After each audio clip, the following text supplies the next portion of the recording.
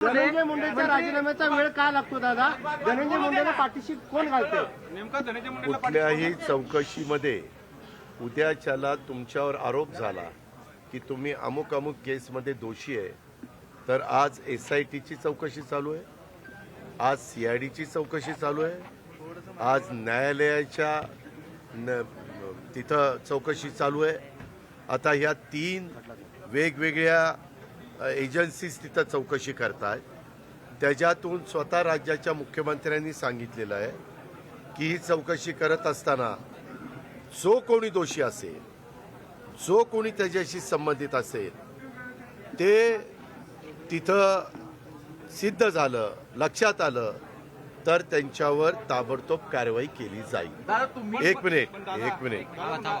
Minute त्या संदर्भामध्ये मी देखील देवेंद्रजींना भेटून सांगितलेलं आहे की या संदर्भामध्ये पक्ष वगैरे न बघता जर कोणी वरिष्ठ लेवलला काम करणारे व्यक्ती त्याच्यामध्ये दोषी असतील तर कुणाची गय करण्याचं कारण नाही. मुख्यमंत्री म्हणले मी त्याही मताचा आहे. त्यामुळं चौकशी चाललेली आहे. काही जण आरोपी मिळायला थोडासा विलंब लागला. प्रत्येकाची चौकशी करून फोनचे कुणाकुणाला फोन झाले, किती काळ करता झाले, काय फोनवर संभाषण झालं, ते आता सगळं समजतं. या सगळ्याचा अतिशय बारकाईनं, कारण अशा प्रकारच्या घटना या महाराष्ट्रामध्ये आम्ही लोक अजिबात खपवून त्या ठिकाणी घेणार नाही. ही निगूढपणे झालेली हत्या आहे. त्याच पद्धतीनं तितक्याच गांभीर्याने यामध्ये सरकारने लक्ष दिलेलं आहे. अर्थात समोरच्या विरोधी पक्षातल्या नेत्यांना किंवा सत्ताधारी पक्षाच्या पण काही लोकप्रतिनिधींना काय बोलायचं आहे हे त्यांनी अधिकार संविधानाने दिलेला आहे. पण असं करत असताना कुणावरही अन्याय होऊ नये ही पण खबरदारी ही घ्यावी लागते.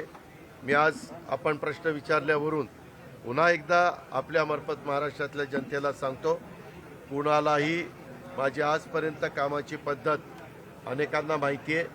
यामध्ये आम्ही आणि मुख्यमंत्री जो दोषी असतील त्यांना अजिबात पाठीशी घालणार नाही. त्यांना कडकमधली कडक सजा केली जाईल आणि एक वेगळ्या प्रकारचा मेसेज महाराष्ट्रामध्ये दिला.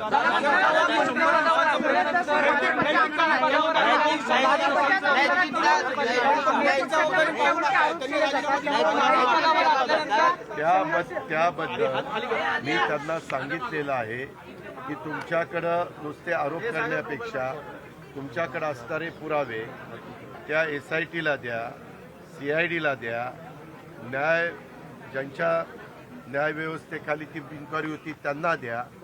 कारण आपल्याला माहिती आहे की पुराव्याशिवाय कुणावरही आरोप करणं हे कितपत योग्य आहे आणि ते त्यांना द्यायला सांगितलेले.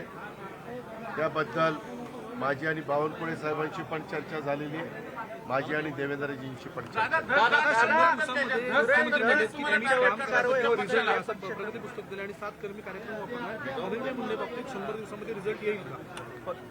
त्या संदर्भामध्ये 3 वेगवेगळ्या इन्क्वायऱ्या आहेत. तिन्ही एजन्सीज फार बारकाईनं त्याच्याबद्दलचा स्टडी करतायत.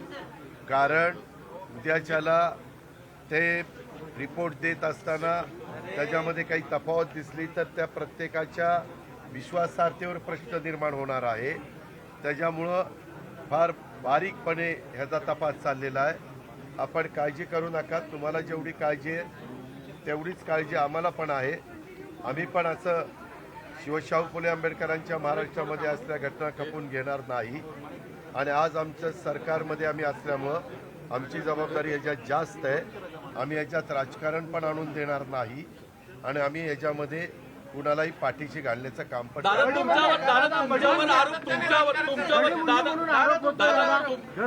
केला आपल्या राष्ट्रवादीच्या बडी मुन्नी म्हणून.